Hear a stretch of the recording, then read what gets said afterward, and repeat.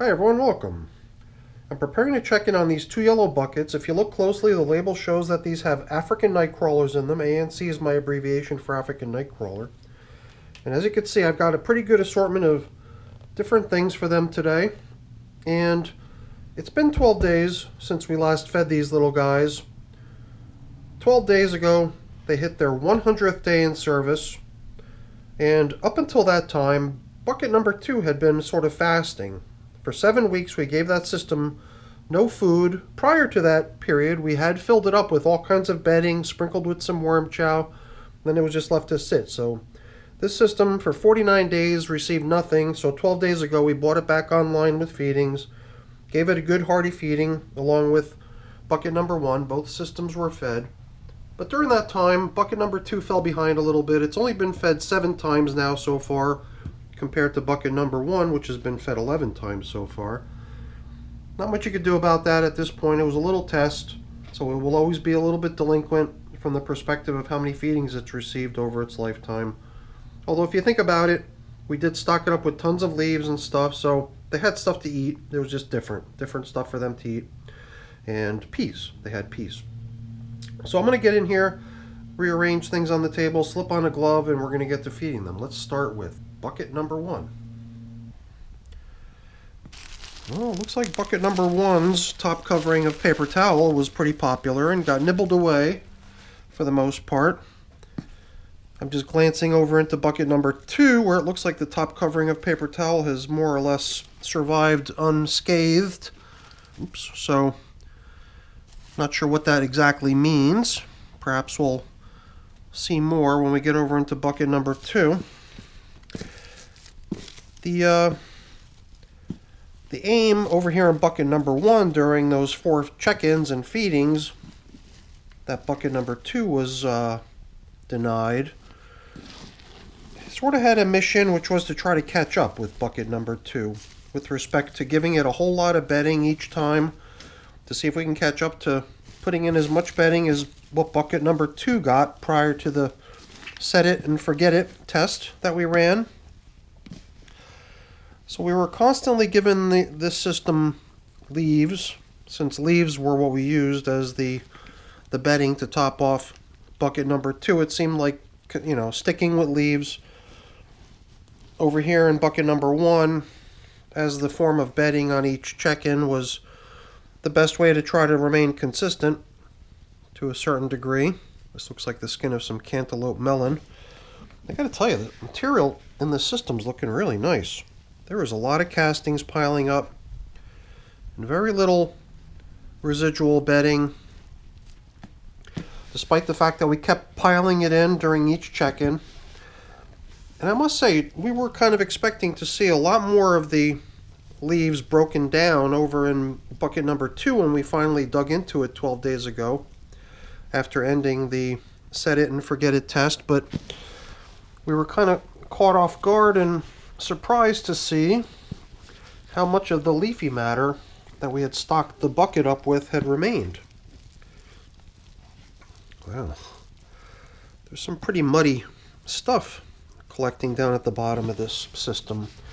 I don't really think I've done what we're doing here now, which is to probe down deep and to see what's going on in the deepest sections of the bucket. I guess I've been kind of curious.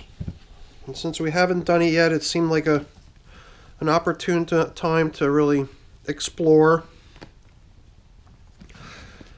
And the stuff is kind of compacted and dense, so I'm sure that a little bit of aeration isn't going to hurt it.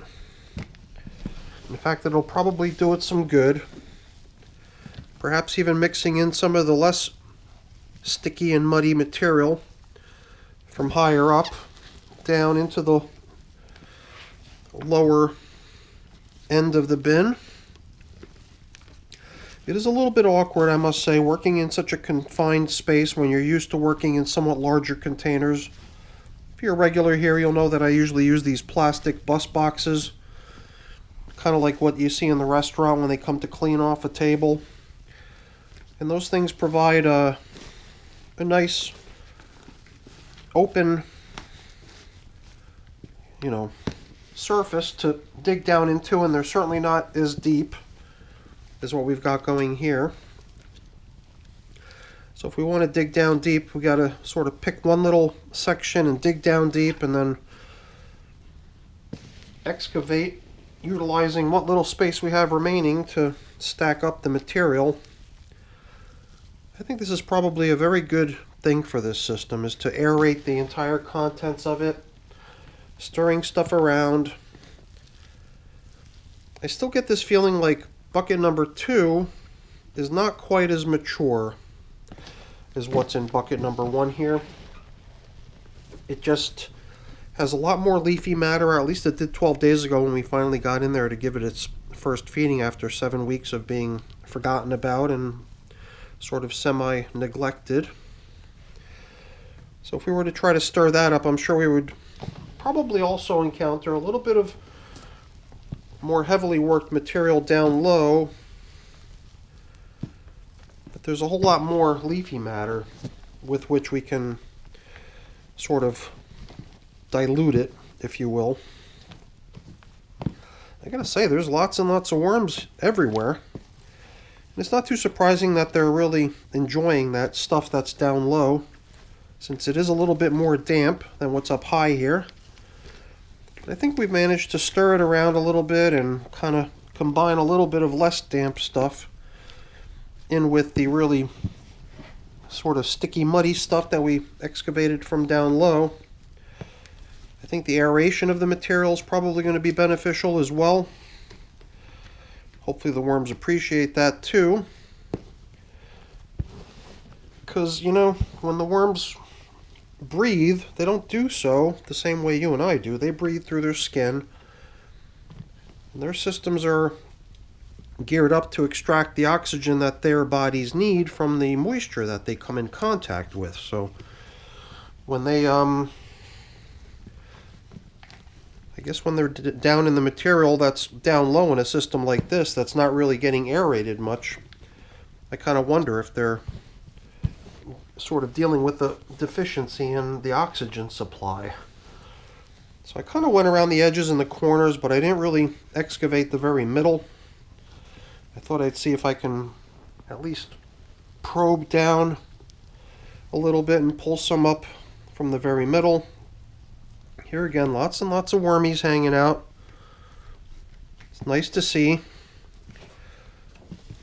But I think we've kind of done enough here. We don't need to be 100% and aerate every little cubic inch of the material in this system. We've done quite a good thorough job, I believe. So I think we can come in with a little bit of bedding. We're going to switch over to my prepared bedding, which is I don't know, hopefully going to be a little bit of a treat for these little guys. Because to me it always seems like giving them paper-based stuff is probably something that they can chew a little bit more easily than leaves and sticks and stems and stuff like that. I don't know why, I guess because it's already sort of pulp to begin with. Before they make it into paper and cardboard, it starts out as wood pulp. So somehow, to me, it seems like giving them this sort of stuff is kind of giving them something that's even easier to eat than what they would normally encounter out in nature. And you can see a lot of stuff has adhered to my glove, which is what generally happens when you're dealing with some pretty damp material. Just excavating a bit more space into here, and I've got a whole bunch of stuff to give these little guys, so let's see if we can carefully divvy it out evenly. This big pile of radish leaves is sort of frozen together. I wanted to see about giving them half and saving the other half for the other system. You might have noticed we gave these guys an entire lime, and it's frozen. I'm not going to try to cut it in half. No citrus for bin number 2, it would seem. We do our best to be fair, but it doesn't always go that way. And you know, what had been this top covering piece of paper, I guess can come back as supplementary bedding too. I've got a replacement top covering to put out here on top after we cover up. It's newspaper, which I attempted to fashioned to the proper size to give pretty good coverage over the top. And well, the foods that they just received are frozen, so hopefully it's not too jarring and uncomfortable for these little guys. Here's the top covering I created for them. It does seem to be about the right size.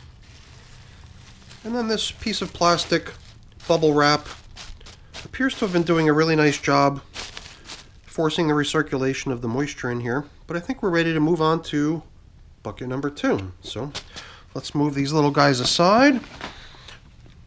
Bring in bucket number 2. And just a word of warning, when I went to go pick up bucket number 2, the handle busted. So don't let that get you off guard. I almost dropped the whole thing and had a big problem. So just be careful.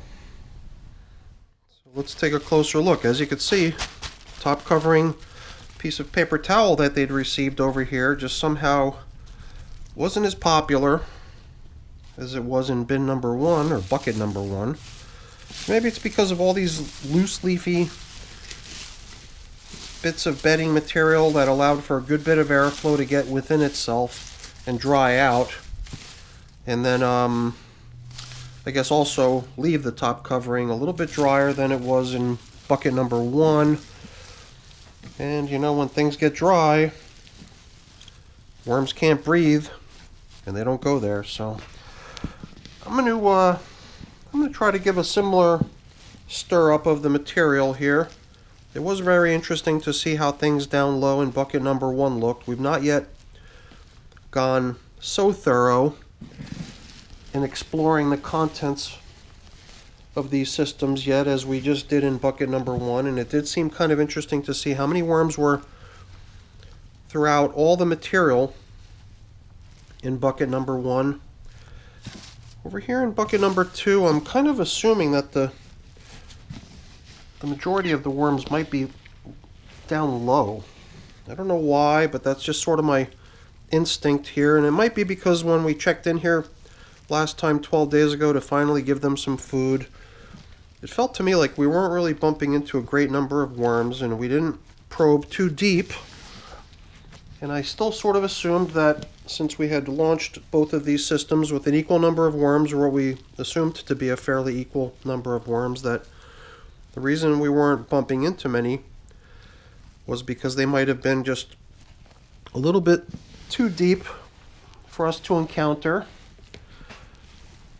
So it will be interesting to see what we find when we go down deeper. Now I'm finally starting to bump into larger quantity of worms hanging out in the more damp, sticky stuff that's down low.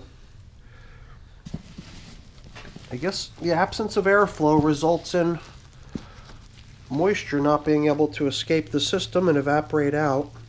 So even if there's perhaps a lack of moisture, lack of oxygen in the moisture down there, it's still moisture none the same, and I believe that worms just have a tendency to gravitate towards it. And I suppose if it's just moisture that has been depleted of its oxygen supply, I don't even know if the worms can tell, you know. I believe that there is a pretty good amount of danger involved when a system starts to go anaerobic and starts to exhibit a lack of oxygen supply, because the worms might not even know enough to try to escape the material that has gotten that way. They might just suddenly start becoming sluggish because of the absence of oxygen entering their system, and then finally they'll expire. Here again, I'm just sort of theorizing on how that might play out. I don't know for sure, but I think we've done a pretty good job excavating all the way down to the bottom.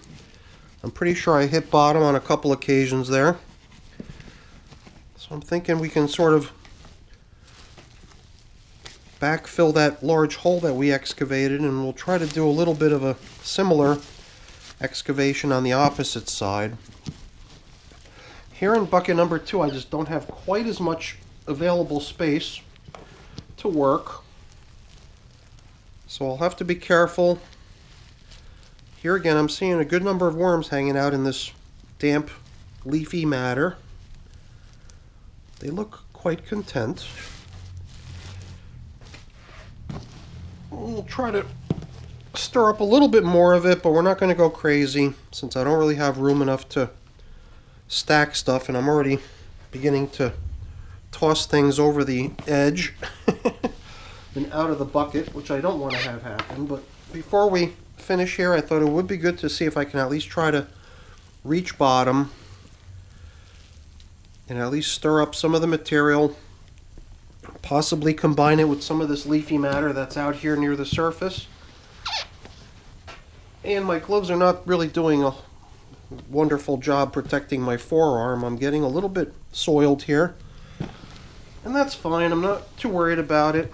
I will attempt to try to leave the majority of the material that has stuck to my glove and my forearm in the system when we finish, and not take it with me, especially if there's worms on me.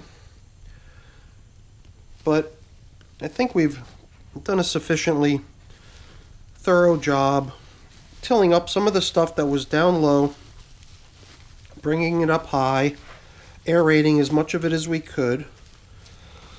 And I think I'm just going to forego the excavation of the middle because I just don't feel like I've got the space to make that happen here gracefully.